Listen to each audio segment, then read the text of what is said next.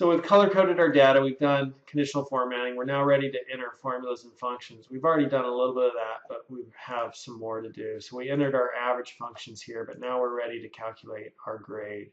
What I like to do with the gradebook is I'm going to left-click over on the row header and then right-click and choose Insert. So that gave me one more row up above it. And I like to put in up here what are the values of each category, what are they worth.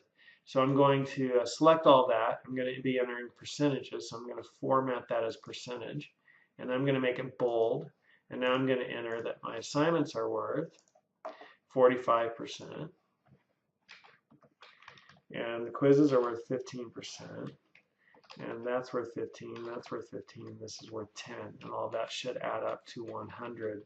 I could do the math if I wanted to in my head, or I could just say auto sum that. And what total do you give me? 100%. So that works out pretty good. Just a double check. Now I'm ready to write my formula. I like to use parentheses, even though I could do this with the order of operations and not use parentheses. But to write a formula, the first thing you need to do is enter the equal sign. That's how all formulas begin. And now I'm going to enter parentheses, and I'm going to click on whatever this student earned. They're going to get 45% of that towards their grade. That's going to be 45% of their grade. And then it'll be this times that. And then it'll be this. Oops, I forgot my parentheses. Parentheses, this times that plus this times that plus this times that. And right now that's all a relative reference. So, you know, that's the correct formula right there. I'm going to hit enter. Right, and they've earned 10.3% in the class. But if I copy this down, what's going to happen is I'm going to get some really weird values. And if I look at those formulas, like here, that doesn't even compute because it's looking for a number value that's actually referencing these cells. Because as I copy this formula down, what it does is, since it's a relative formula, right, it's taking this cell to the left and multiplying it by a cell that's 2 up. So when I put it here, it takes this cell that's to the left and multiplies it by 2 up. So I need to hold these values absolute up there. And the way I do that is these are all on the A row. So I just click on each reference sorry, those are all on the one row. I click on each reference to the one row and I press F4 on my keyboard.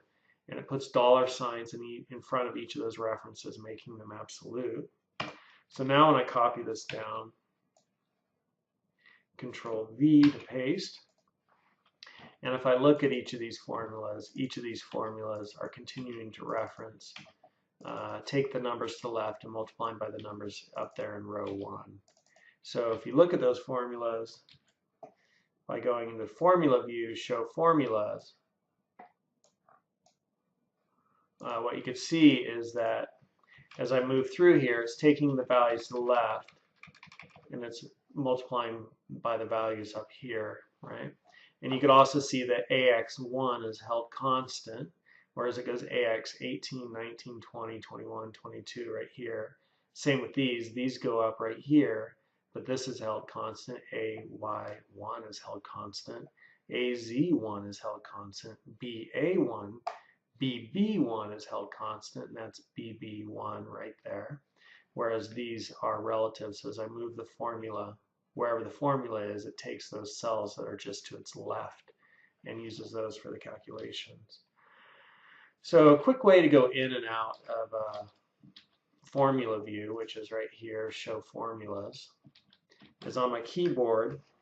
I'm just going to show you this one. I hold down Control and I press this little squiggly. Right there, that top left key with a squiggly on it. I call it squiggly. I don't know what it's called in real life or in computer lingo. You'll notice I got like way too many decimals going on here. So I'm going to right click all that, select it, right click it, choose Format Cells, go to Number, and bring that down to 2 decimals. hit OK. All right, so we are almost done creating our gradebook. I know that this takes a while if you're watching it, but if you once you learn these skills, it's something